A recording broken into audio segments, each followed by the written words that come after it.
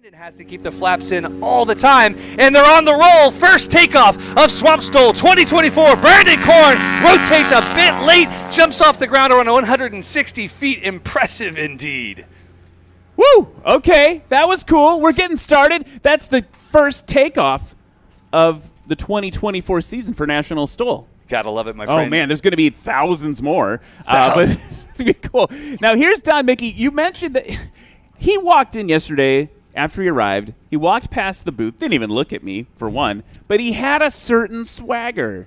I don't. It's something just about him. He's like, I'm back. I'm ready to kick butt. Here he goes. Tail up, diving the airplane toward the ground. Watch for the flaps to drop. The flaps come in, pulls the tail, and immediately jumps off the ground. Very similar numbers. Looks like about 15 to 20 feet shorter than we saw from Brandon Korn.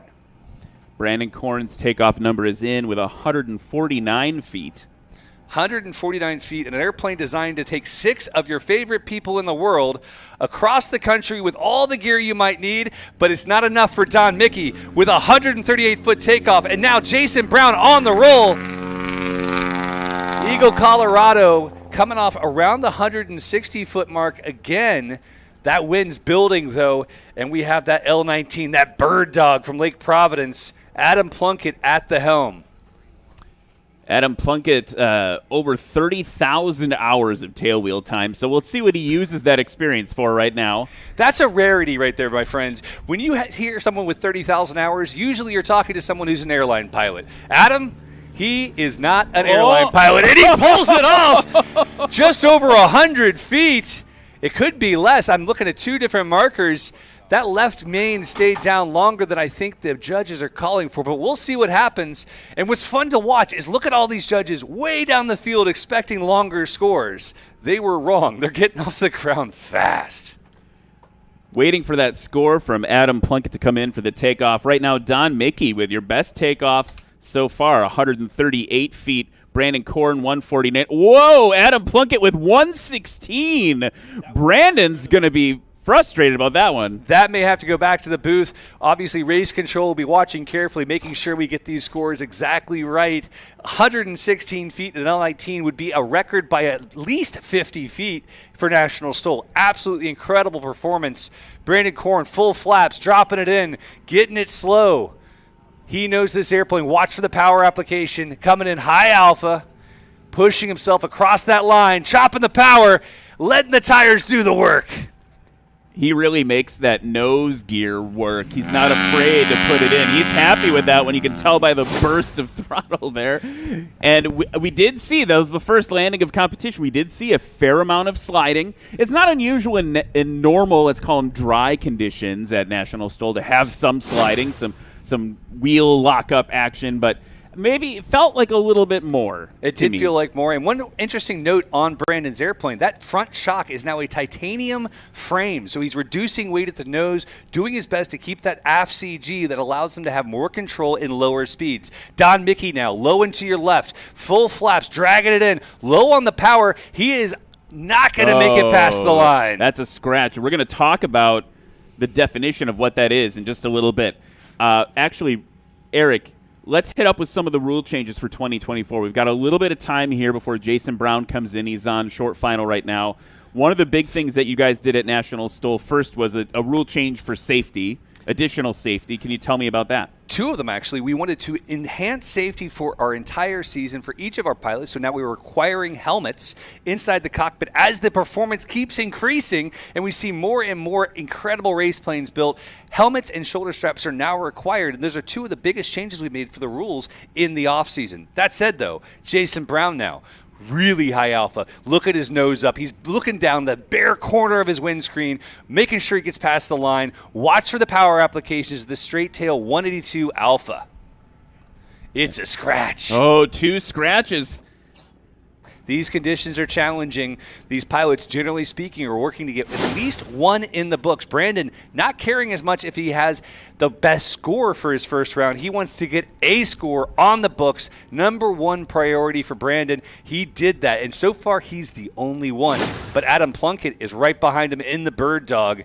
Better visibility than any other airplane out here. That would make sense. It's a surveillance aircraft. Observation. Great connection there. Across the line, heavy on the brakes. Rolling out to about the 225. We're just sticking our heads out the booth here trying to track with it. That was a good one there. So we have 2 people on the board now. Brandon Korn with a combined score. Let me do some math here. 269. 269, and we'll wait for the Bird Dog to come in with Mr. Plunkett at the controls. Well, they're taxing back, Eric. Let's talk about the shoulder harness thing, because that's also new. It is. So the shoulder harness, again, just enhancing safety. The goal being, if there were ever any sort of incident, which is another rule we changed, by the way, if an airplane goes on its nose, whether it's a pusher or a puller, it automatically disqualifies them from getting that score. So obviously any airplane with a nose dragger or an airplane that has a tractor propeller does not want to put the airplane on the nose because it's very expensive. But we did see at a couple of events this year, pilots who were getting a little overeager on their braking, or they had a slight tailwind, or for whatever reason they went on their nose, and we said, look, if they're getting a better score because they damaged their airplane, that's not fair. So we changed that, and we added the requirement for shoulder harnesses to enhance the safety to make sure that the pilot remains restrained, no injuries can happen. And with the helmet change, too, I think we have to talk about one of our sponsors there, flighthelmet.com. We normally have a sample to show off here in the booth about their beautiful helmets, and thank you again to flighthelmet.com for all their support. We can't show you one because they've lent it to a rookie that's going to be competing. So to make sure that we had that safety for that rookie, that helmet's on his head, and that's how that's going. So now Brandon Korn on the line again. Look at the line. I think the other thing you mentioned to me yesterday, Eric, was that the line is like unmistakably huge now. It's 30 inches wide. It has 5 cans of paint on it. And we had to repaint it yesterday because these pilots were tearing it up through practice. And you can no longer land on the line, correct? Correct. We now finish mow that down to a 1/4 inch of grass, paint the heck out of it, and we use that as the barrier of entry. If you were landing on an aircraft carrier, that would be the edge of the deck. They have to land past the line, get to a stop, and that's where the scoring begins. We talked about scratches earlier. A scratch is when you land on or before the line. It means that your landing score, and thus your takeoff score, do not count toward the competition. So Brandon Korn with a 269-foot current leader versus the 338-foot landing and takeoff of the L-19. Brandon's on the roll, rotates nicely, comes off around 128 feet. Incredible improvement from his 149-foot takeoff earlier. He's going to be thrilled with that result. I love how accurate your estimations are.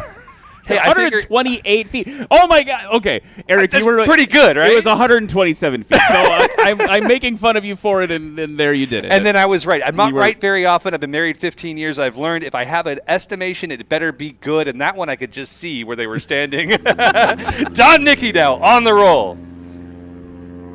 Gets that tail up and yanks it down, maybe just a little early. The airplane didn't leap into the air like we like to see. So Indeed. Pulled a little early there. So what we mean by that is this is all about physics, guys. It's aerodynamics and physics all at play. The heaviest part of the airplane is that engine. And if you time it right, you get a traditional gear aircraft like the 180, and you dive it toward the ground, and you're able to rotate while adding flaps at just the right moment. You're able to bounce the engine off the ground. Sounds a little bit weird, but it does work. We've seen it with the 170s for years now. Incredible performances, and that's exactly what his goal was. Sadly, timing it slightly early makes the main stick even longer and actually hurts performance, but that's okay because we've got this beautiful 182 coming off a bit longer than we saw before with 161 feet last time. This looks like about a 250-foot takeoff. Interesting to look at the conditions. And now the Bird Dog, Adam Plunkett. That's a Cessna L-19 Bird Dog. And he flies a Husky. He's got the Bird Dog. He's got a Stearman. He's got a Pitts. He's got a lot of planes, Mr. Plunkett. Mr. Plunkett is an incredible operator of a great crop dusting operation. So most of those 30,000 hours came from a crop dust deep into the nose down attitude there initially. Flaps are out, rolling it off the ground around 180 feet. He's not going to be as happy with that performance when he had 116 last time. Holy cow. So let's look at the takeoffs in this first heat now, the second takeoff run of this first heat. Brandon Korn improving on his previous takeoff by a little bit over 20 feet. He's now at 127. A decrease in performance for Don Mickey, down to 177. 275 for Jason Brown. That's a pretty big increase as well. And then we've got 180-foot takeoff from Adam Plunkett there in the Bird Dog. As they loop around, I should say, as they do a traffic pattern around, no looping, no aerobatics here. We've got Brandon Korn coming in. Let's talk a little bit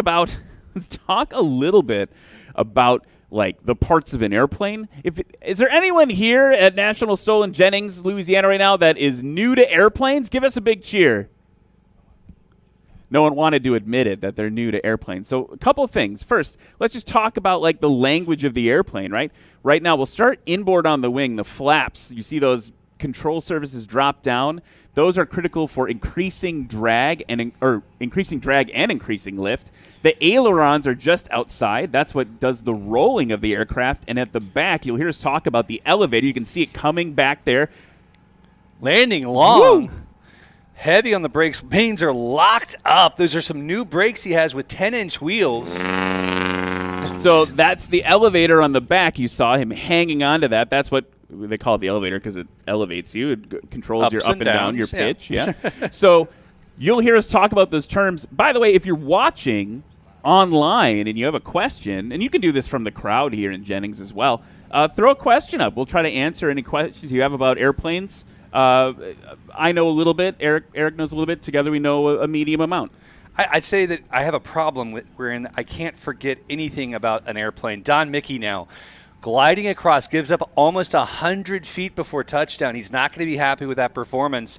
He is a very admirable pilot, stopping around 240 feet there. Brandon Korn with a 127 and a 230, 110 feet difference between his first landing and his second landing. Again, just seeing these conditions getting switchier and switchier. As we push forward to the unlimited class, it's going to make a huge difference for each of these pilots. Jason Brown coming in on short final now. He had his private pilot license, his certificate, March 2021. So you compare him to the pilot behind him with 30,000 hours. Jason Brown's relatively new to this. He's got around 500 total flight hours. It's not stopping him from competing, though. Here he comes. That's the beautiful thing of National Stoll is it's designed to allow any pilot to join in the fun, to get a feel, and to enhance their safety and their ability. National Stoll is really focused on helping pilots learn how to put the airplane where they need to put the airplane, taking off and landing to ensure the highest amount of pilot safety. Adam Plunkett now, looking fast. The conditions have switched a little bit more of a right side crosswind, which means they'll be dealing with a bit of a burble from our production trailer. They don't like that very much. They always get mad at us. But he drops it on the right gear first, just as you should. Heavy under brakes. I don't see the tires spinning almost at all.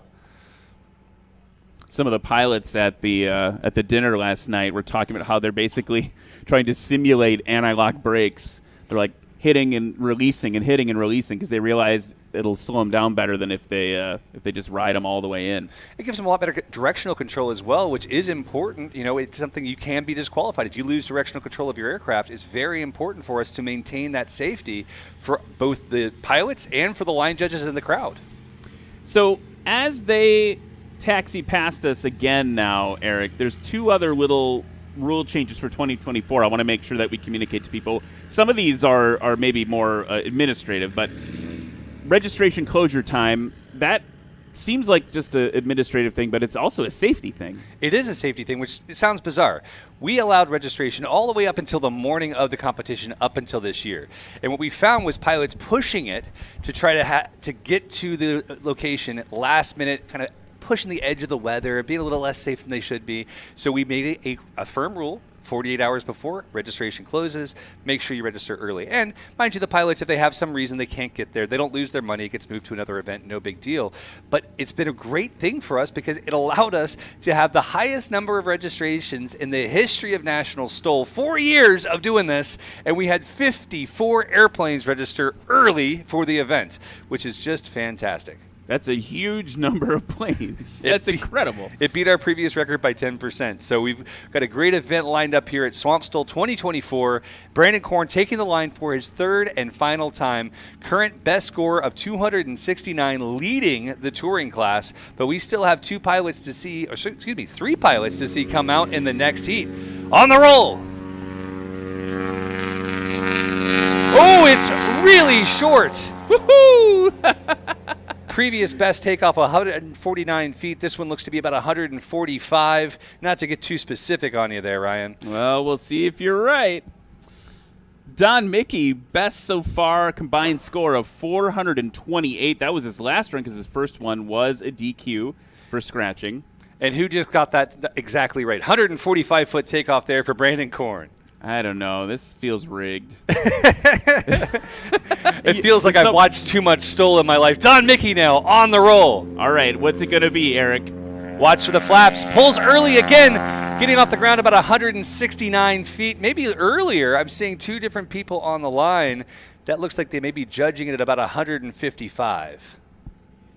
I'm going to get more and more specific. Oh, man, this is freaking me out. 155! Oh, what is Someone happening? buy me a lottery ticket, would you? With the parallax from the booth, too. That's impressive, Eric. That's good. I don't have many skills. I might as well have useless ones, right? That's a good. Yeah, there you go. Here's Jason Brown now at the line, putting the full throttle in. Yoke back and kind of just easing it off, but I'm going to say that was 147. Let's see if I can play that game. I'm going to say 143. Oh, man. Now we're playing The Price is Right.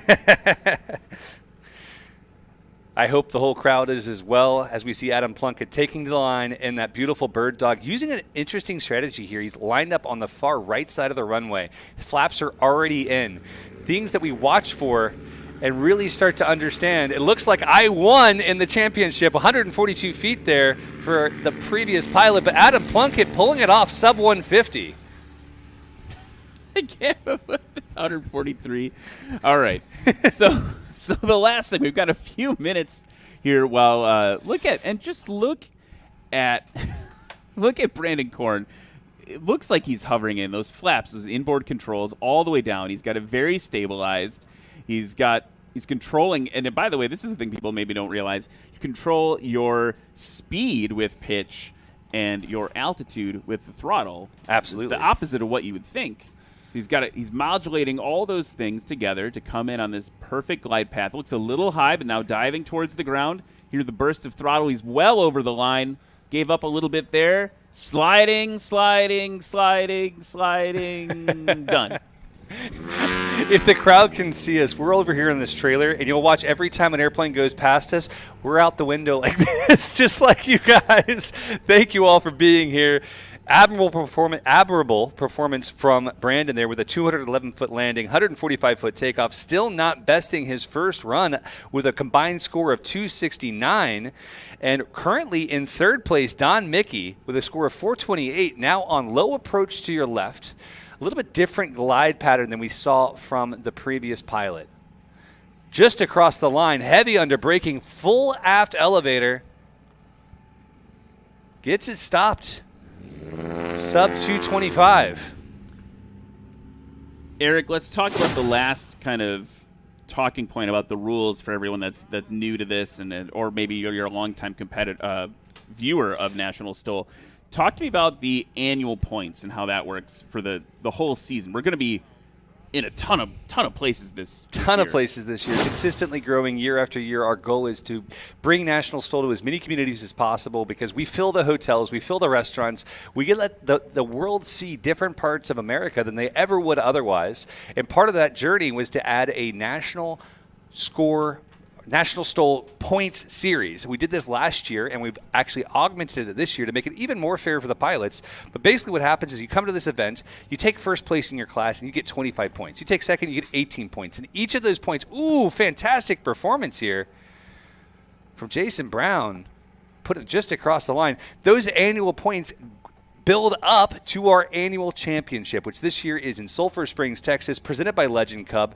And that event has more points than all of them. They can double the points. So we can see some huge upsets from our pilots in each category. The goal being to have the biggest and best event just a few hours from here in Sulphur Springs as we wind the season to a close in November. If you follow any sort of motorsport, Formula One, MotoGP, anything like that, most of those series use a point spread in the exact same way. So we get more pilots to come out, we get more pilots to show up more consistently, and 80% of the events your points count towards. So if perhaps you had to miss one or two events, not the end of the world. Ooh, big oscillation there, trying to keep it across the line, was able to pull it off.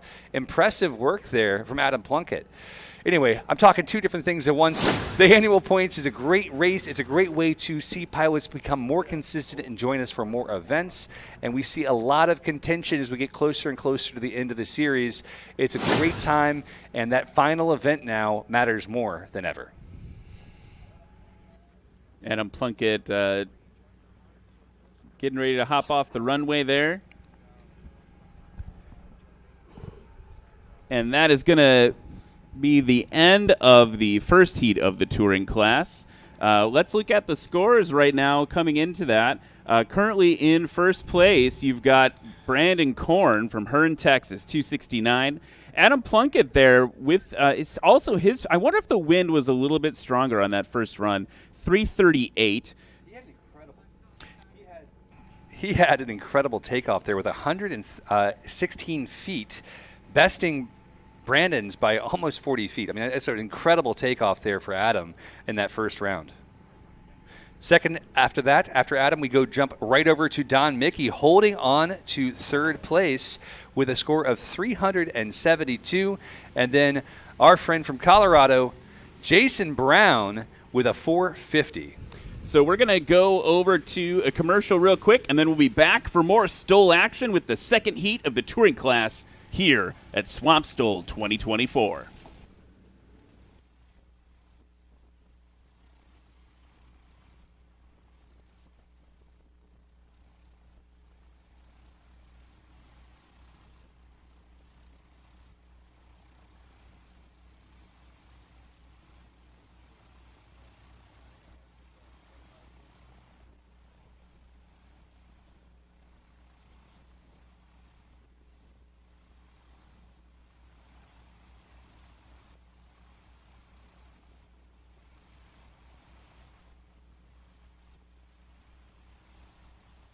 He basically slid on locked up tires. That's right.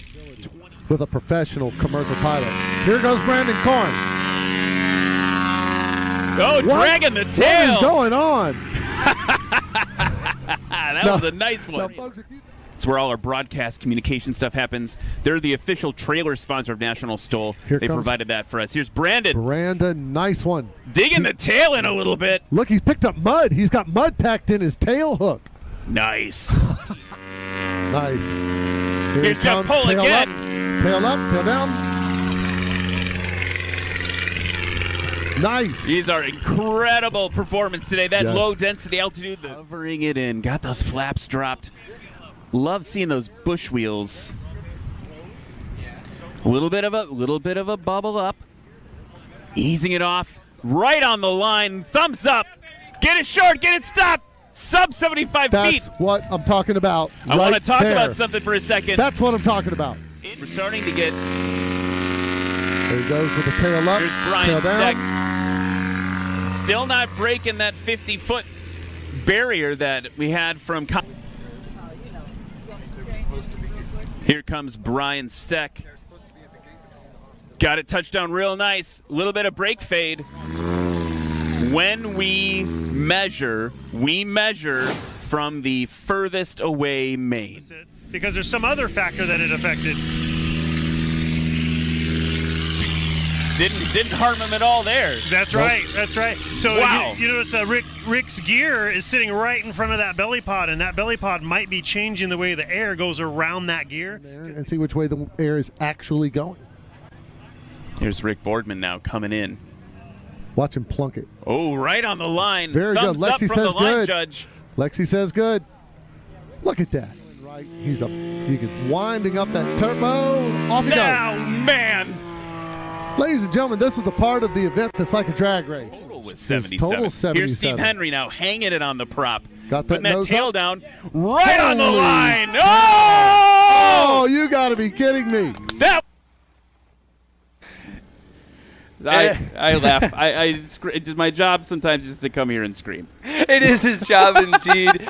And Ryan, we have a great lineup for you. We've already introduced Jeff Abrams, but I'll do it again. 30,000 hours over 58 years of flying, 3 different airlines, including 25 years just at UPS. The man flies helicopters. He flies fixed wings. And today he's flying Piperzilla. He is excited to be here from Ocala, Florida. It is Jeff Abrams.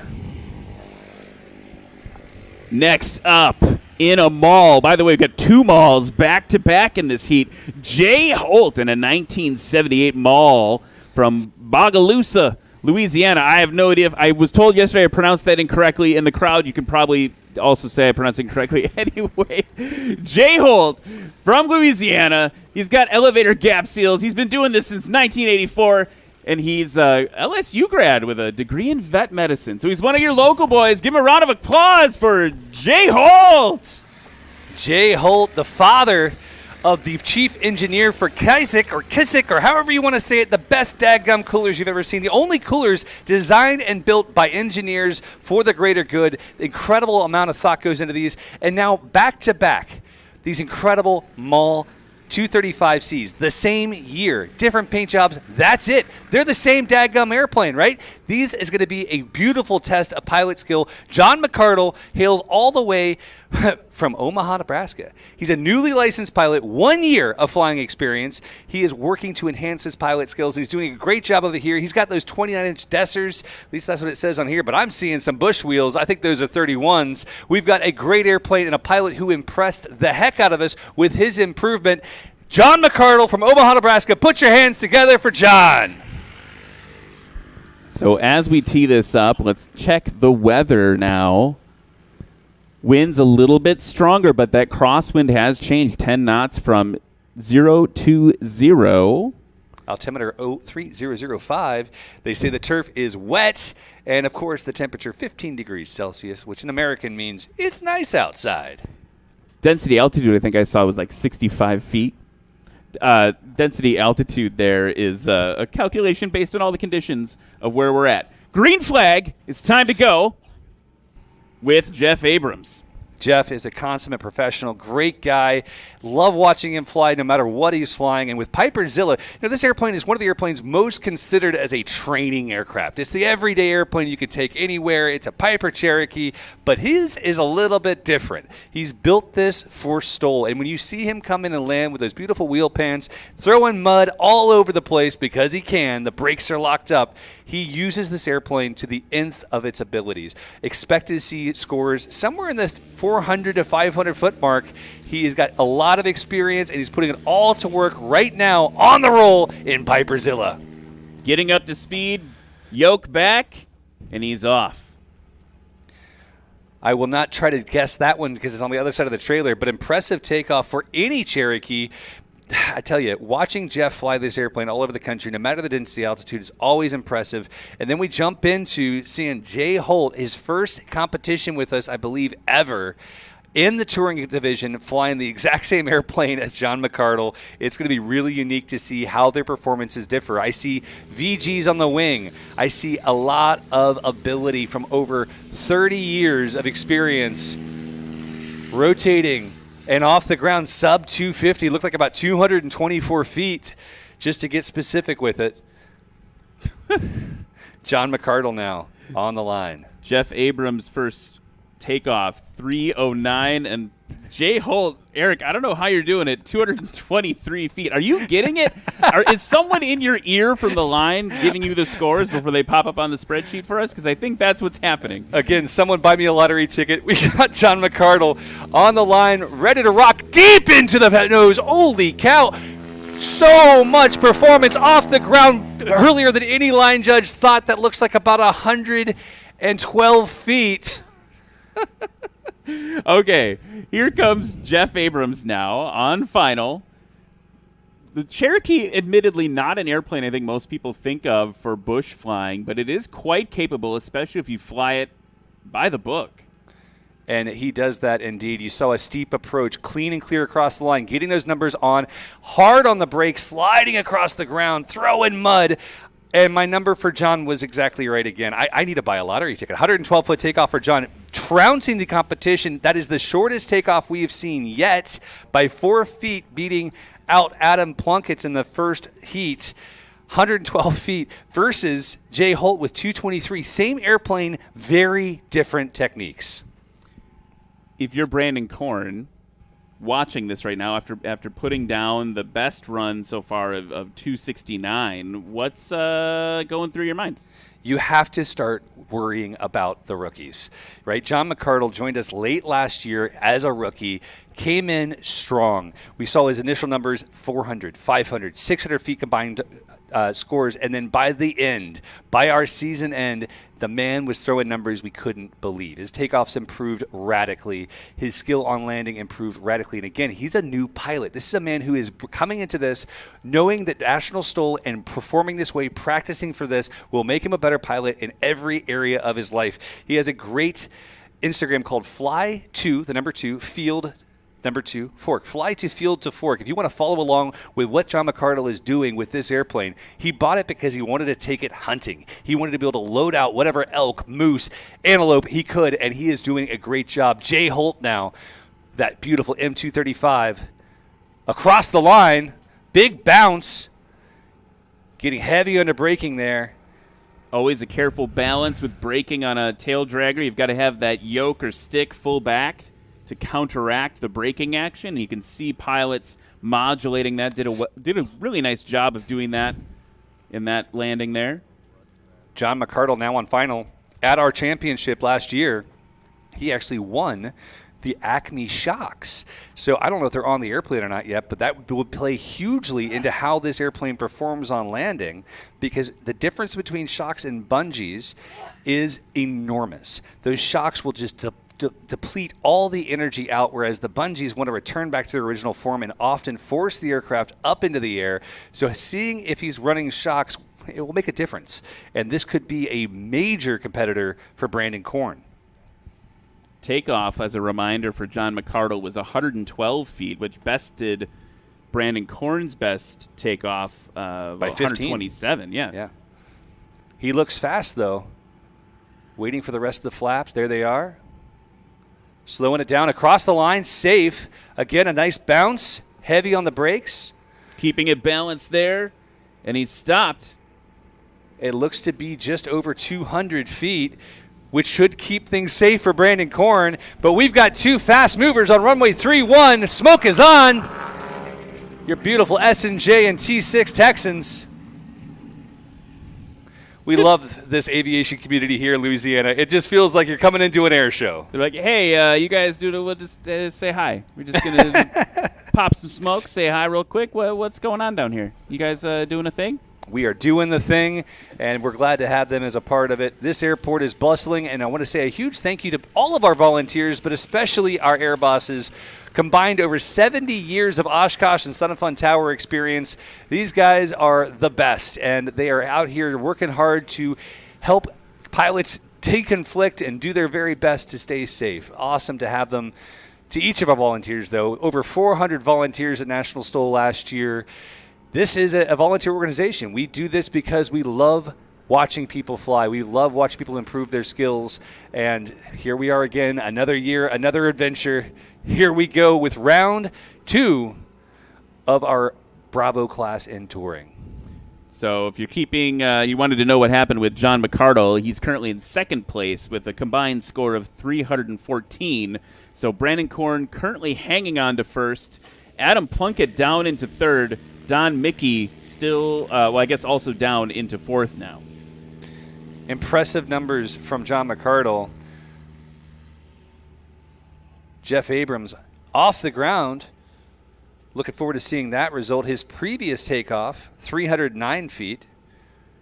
Really, I mean, guys, this is an airplane that's not designed for this, that's doing the thing very well.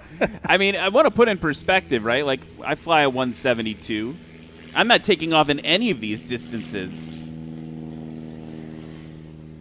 Bit of an early pull there from Jay Holt. That airplane's Niner, Foxtrot Tango. I love that call sign. That's pretty cool. Get a little sing-songy with it on the radio. Niner. That's me. Okay, here's John McArdle. Cheating a little bit. It looks like he's cheating a little bit to the left to grab a little bit of that crosswind on his nose, turn it more into a headwind, help him shorten that takeoff roll. Exactly what you want to do. That's exactly the move that all of the most experienced pilots are making. They look at the runway not as a single strip that goes one direction, but it's something they can really work and play with. Deconflicting the T6s and the Cherokee. Great work from the air bosses and the pilots alike. John McArdle now powering up, about to be on the roll. Deep into it once again. A little extra bite, pulls, and comes off around the 150 mark. Looks like it may be just sub 150. And as if on cue, Jeff Abrams right there for us over the line, down good. Looking that nose gear strut compressing under the braking action. He did give up 52 feet longer on that takeoff, a 361-foot takeoff. We'll be interested to see what the landing score is. His current best is 605 feet. Landing score comes in and it almost exactly 59 feet longer. Sorry, 59 feet longer. I was homeschooled. Math is hard. So his current score is 664 for the second round, 605 for the first. Still, a Cherokee 180, ladies and gentlemen. This is an airplane that you would not think of on a sandbar, but Jeff Abrams makes it work. Speaking of making it work, National Stoll is making it work next month with a new event, Heritage Stoll. Oh, I'm excited for this one. Virginia Beach, Virginia, at an incredible military aviation museum, one of the most beautiful facilities I've ever been to around aviation. This event will wow you indeed. If you're within 3 states and you don't come, you're missing out. I'm telling you, this is going to be one for the history books. Jay Holt on approach now. Low and slow. Very nice approach there from Jay. Gets the flaps out, gets on the brakes.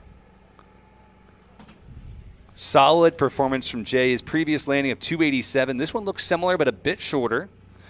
297-foot takeoff. Very similar to Jeff Abrams, seeing that he has a little bit longer takeoff on the second round. We are seeing the winds be a little more variable now. I wonder if that's playing into it a little bit. Looking for our friend, Mr. McArdle. He's still on downwind. We're deconflicting, keeping things safe. Tri-Pacer now on approach for runway 31. That's a pretty Tri-Pacer. That's saying something. No, they're cool planes, right? They are. While we have John McArdle kind of come in, I see he's turning like a extended base right now. First off, want to mention that Heritage Stoll at the Military Aviation Museum, registration is open for competitors and volunteers, and you'll be able to purchase tickets for that coming soon. So stay tuned, nationalstoll.com. Arklahoma Stoll is up after that in May, and pilot registration for that is also open. I want to talk about Arklahoma Stoll because my friends are here from Arklahoma, and I got to say, they are pumped. They're building an entire air park out there at the border of Arkansas and Oklahoma. And they came out to our series finale this year, and they said, we want this at our air park. And they partnered up with the friends at Patriot. So Patriot Aircraft is one of the co-presenters of this. And they are doing everything they can. They came out here, and they're taking notes. How can we make it better? What else can we do? I told them, make it less swampy. That'd be great. Yeah, put in some drainage. Some drainage would be fine. But Alex and his team are here. They're paying attention. They're working hard to make the best event ever. It'll be their first year. We're super excited to go to Arklahoma to be a part of this incredible air park adventure and to partner with Patriot Aircraft, who make the Super Patriot, which is just an incredibly useful airplane. I was watching as Dozen was sliding back the top of the fuselage and packing, and I think you could put probably 5 or 6 bodies in the back of the Super Cub, right? There's plenty of room. Don't give anyone any ideas. No, but it is impressive, a piece of aircraft, and I'm really excited for Oklahoma. It's going to be a great event. That'll be in May, so make sure you check out nationalstol.com for more information on each of these upcoming events. We've got 10 of them, plus the series finale this year, so make sure you're checking out nationalstol.com, keeping up with all the adventures across socials at National Stol. John McArdle, finally on final. Yeah, it took him a little time, but we got to make sure everything's safe. He's coming in. Let's look at the windsock. Let's look at the flags. A little bit of a crosswind from his right.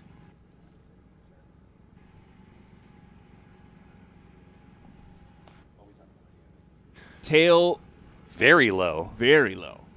If this is good, this is going to be a short one. You saw how much energy went into the landing gear there.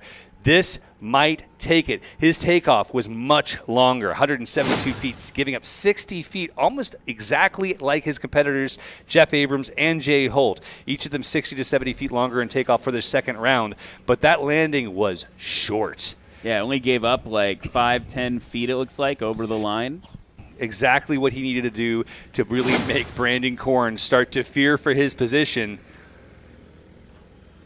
167-foot takeoff. Compared to his previous of 202, it is not going to be an upset. He still maintains second place with a best score of 314, that round being 339. The reduction in wind on takeoff hurting each of the competitors on average 60 to 70 feet. Really a disappointment for them. I know they were looking for a better result, but again, it's a matter of inches sometimes, and sometimes it's a matter of miles per hour. And when that wind drops, the performance does as well. Jeff Abrams taxing up for the third and final takeoff for him here at Swampstol 2024. I want to point out this is someone who's got some pretty good achievements. Third place in the former light touring class, second place in the light touring at Gainesville, Texas, which is a former stop on the circuit. You know what's cool about this airplane is actually the first airplane off the production line in 1965. So this airplane has a bit of a pedigree, and I can't imagine how many other thousands of Cherokees have taught people to fly over the years. I don't think that any of them were flown like this.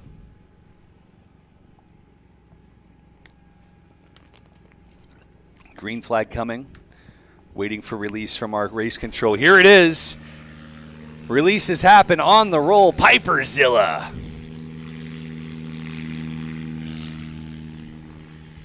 Flaps down, and he's off.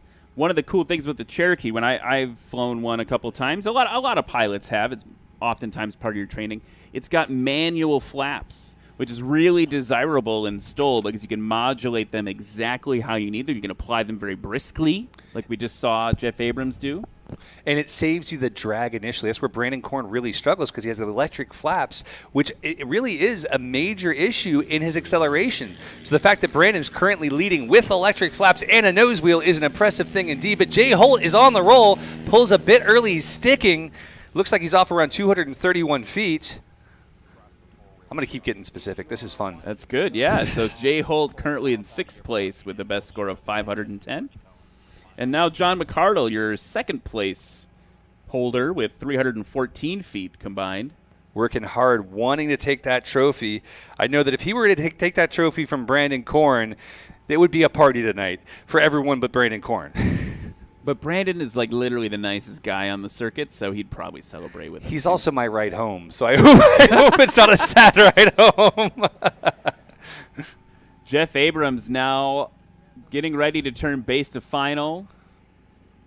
John's waiting for that call from the announcer. Not from the announcer, from the air boss. The air boss often says, you know, I don't use a lot of words. I just say 3. Go.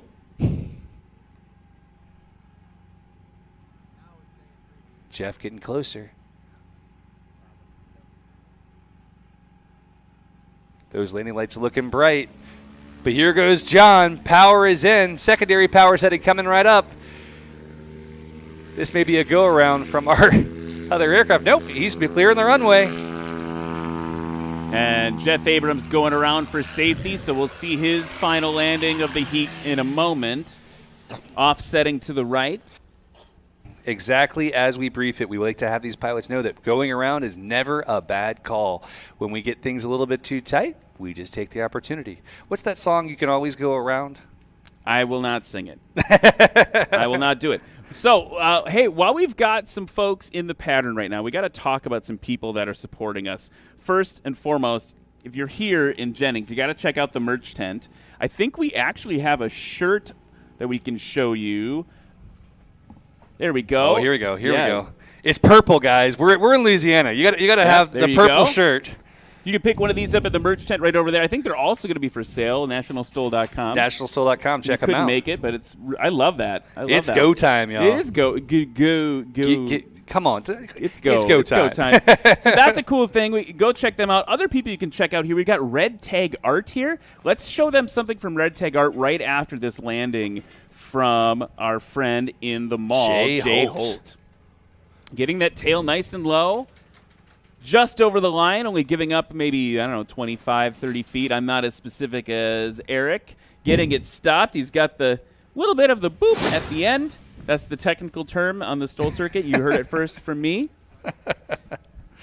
And in a weird place for Jake, because normally he's the second one down, but he's the first one down this time. So best score for him today, 504 combined. Let's chat about Red Tag Art. They're here as well. You got to go check them out, folks. This is really cool. This is a taxiway light or a runway light. This is what you'd expect to see at any airport. They repurpose aviation pieces, right? This lamp actually connects to Wi-Fi, and you input what airport you want it to read from. And so you can put this in your living room, and it will turn green if it's nice in VFR. It'll turn blue if it's not VFR. It'll turn purple or red if it's low IFR. All these different opportunities.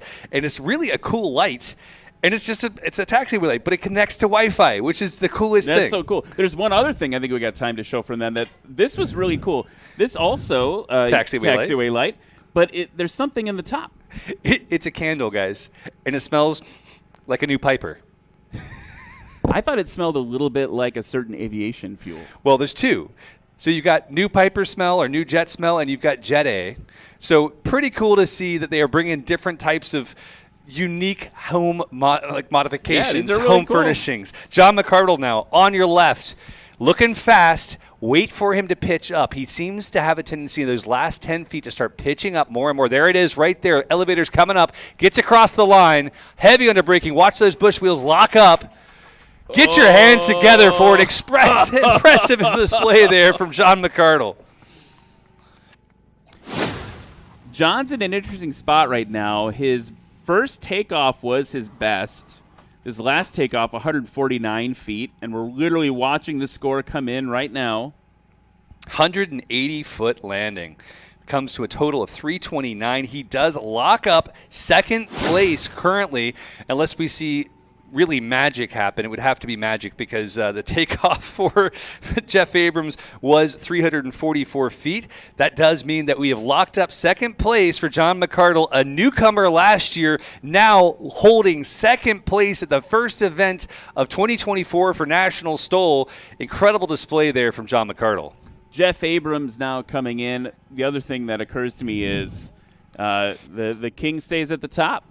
He does indeed. Brandon Cord locking in first place. My ride will be happy. On our way back to Hearne, Texas. Jeff, though, just looking clean across the line. Great control. Little tail tap, I think.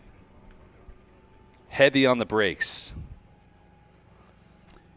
I think if you were to do an adult beverage game during National Stoll, heavy on the brakes is something that could be pretty crippling. Yeah, it could be concerning. It's a thing we say a lot. Brandon Korn locking down first place. John McArdle in second place, just about 40 feet behind him. Adam Plunkett taking third. According to the current numbers, we'll have a full graphic up here on the screen momentarily. There it is. I'll let you read her off. So, in first place, these are the unofficial results of the touring class. Swampstol 2024, Brandon Korn, 269, John McArdle. Getting close, striking distance, 314, Adam Plunkett, 338, Don Mickey, 372. Great to have him back. Jason Brown, 450, and Jay Holt in 6 with 504. And then Jeff Abrams in Piperzilla. Just saw the score update to 593 for Jeff Abrams in 7th for the touring class. So that wraps up the touring class here at Swampstol 2024.